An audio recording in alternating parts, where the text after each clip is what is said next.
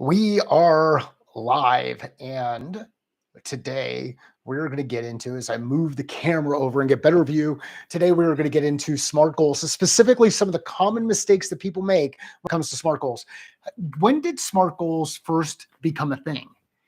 If you answered 1981, and some of you probably weren't born then, but if you answered 1981, you would be correct.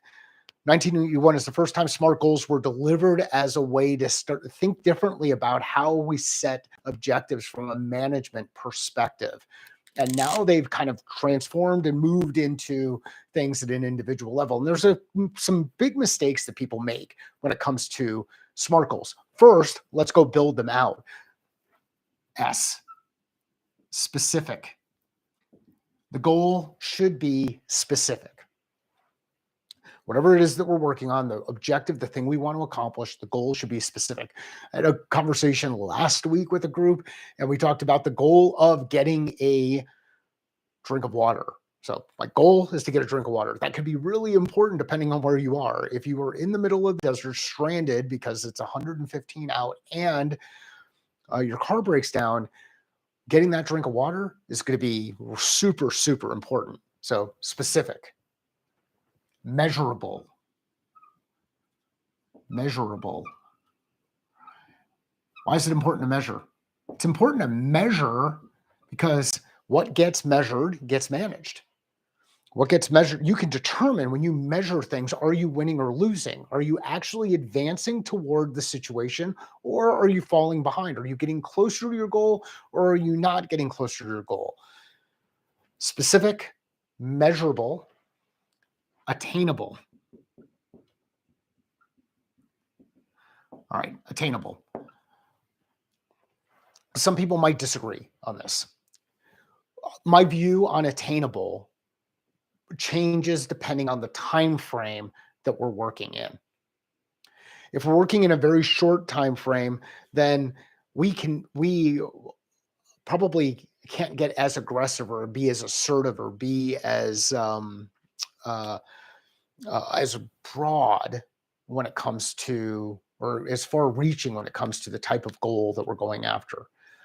Here, good example. Let's say that you're in your mid 50s and you want to have $4 million in retirement savings by the time that you retire at 55, if you want to retire at 55, and you're just getting started.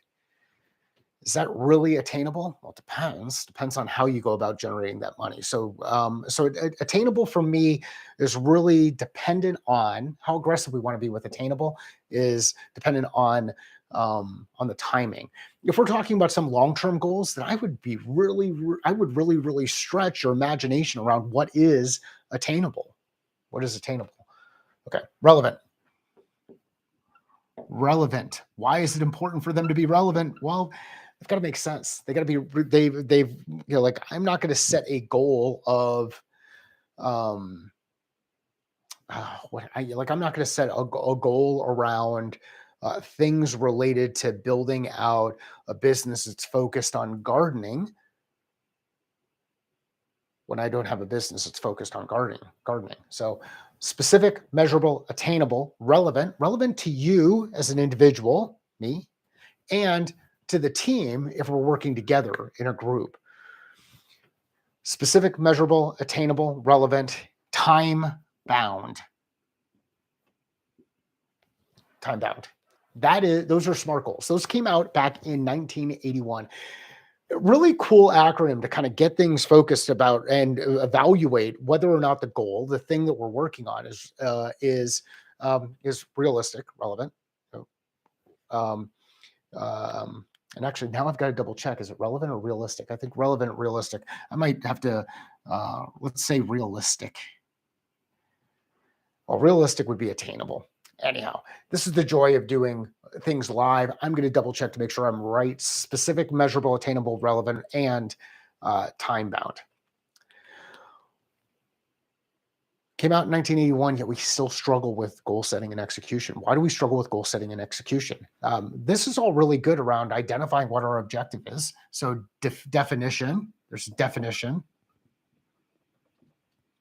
Measurable, So a way that we can assess and evaluate. Attainable and relevant. The two important things, because if it's not attainable and it's not relevant, then it's going to be really hard for us to justify why we're spending time. So why I would put into the attainable and relevant. Why? And then time bound. We get into when. This starts to look similar to some of the other stuff that we've talked about from a problem solving perspective. Who or what problem definition, who is impacted by it, how do we bring those people together, why is it important to solve, why does it continue to persist, how are we going to go through the process of solving. SMART goals: specific, measurable, attainable, relevant, time bound. All right. Common mistakes. Number one, we lack clarity around our definition. If inside your organization or inside your family unit or inside a team that you're working on or for self, if you're not specific, if you have a lot of questions, if you lack clarity around what the objective is, it's going to be really hard for you to get there. It's hard to get where you're going if you don't know, get to the spot you want to get to if you don't know where you're going. Measurable. What's the data? How are we actually going to determine whether or not we're making progress?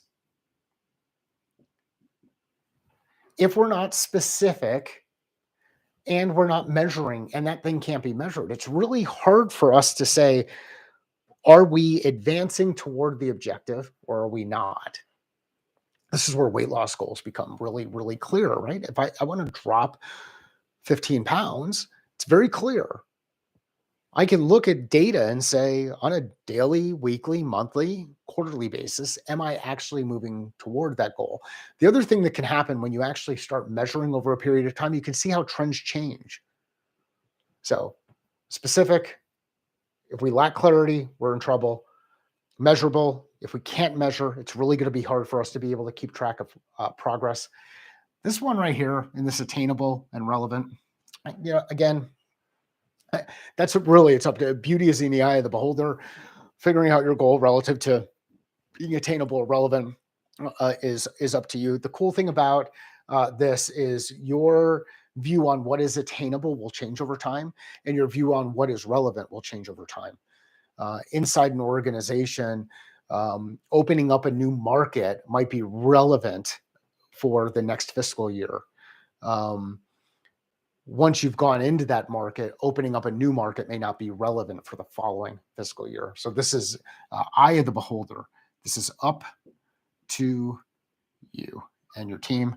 And then the time bound piece is super important for me, because then we can kind of go through and say, are we moving at a pace that we've agreed to?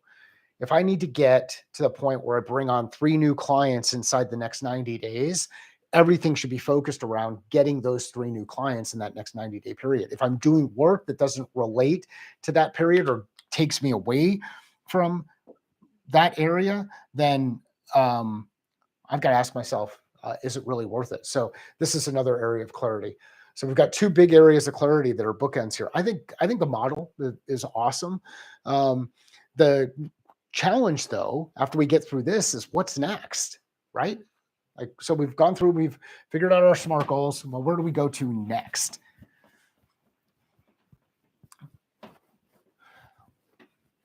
Where do we go to next? We got to build out our strategy. So we have the what. Let's call the what the SMART goal.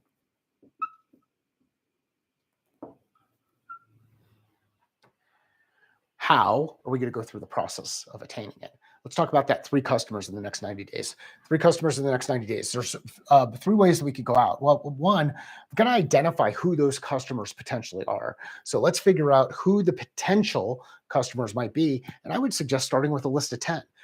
Top 10 ideal customers. And we're going to put ICP in there.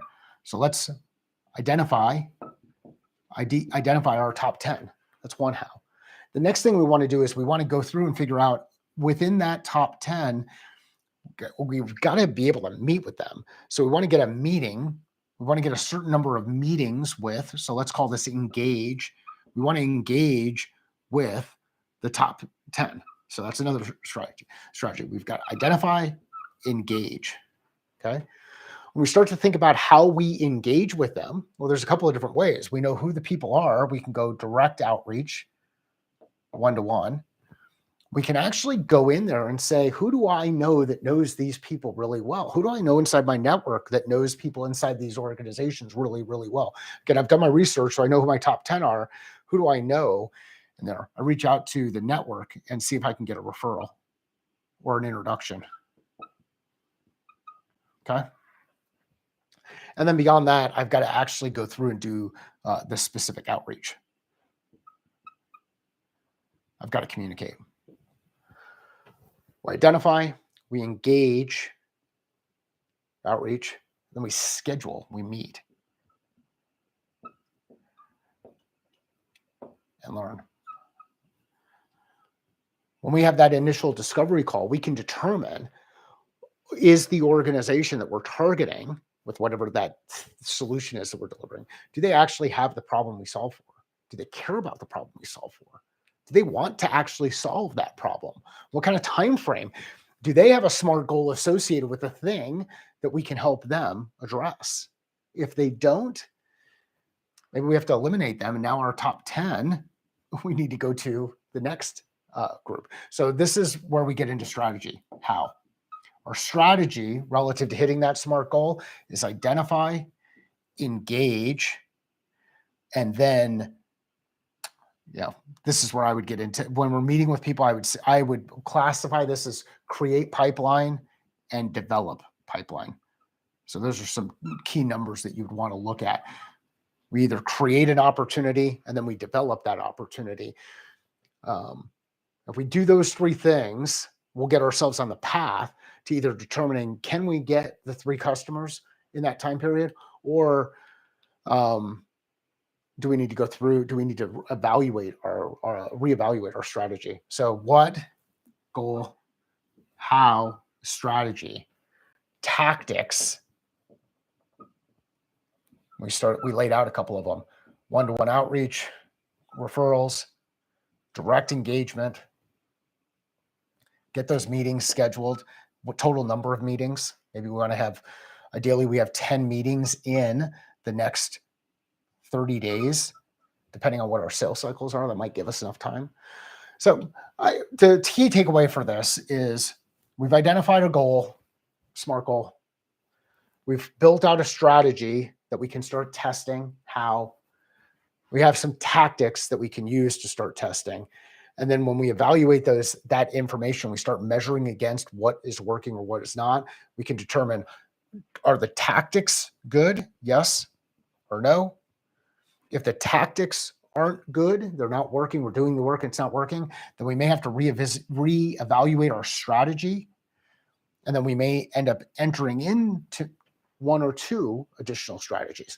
I hope this overview on SMART goals, then strategy and tactics helps you relative to going out there and achieving the thing that you're working on. Whether it's in the one instance that we talked about last week, going and getting a drink of water, glass of water, it's figuring out, okay, strategy, what kind of tool am I going to use to capture the water? Where am I going to go capture the water? And when am I going to go do that? What, where, when to get that cup of water? Now, good thing is I've got a cup just sitting right here on my desk, so I can go get that pretty quick. Identify the goal, establish a strategy, limit that strategy to no more than 3, from my standpoint, no more than 3 hows, and then nest some of the what's inside those hows and get out there and do the work.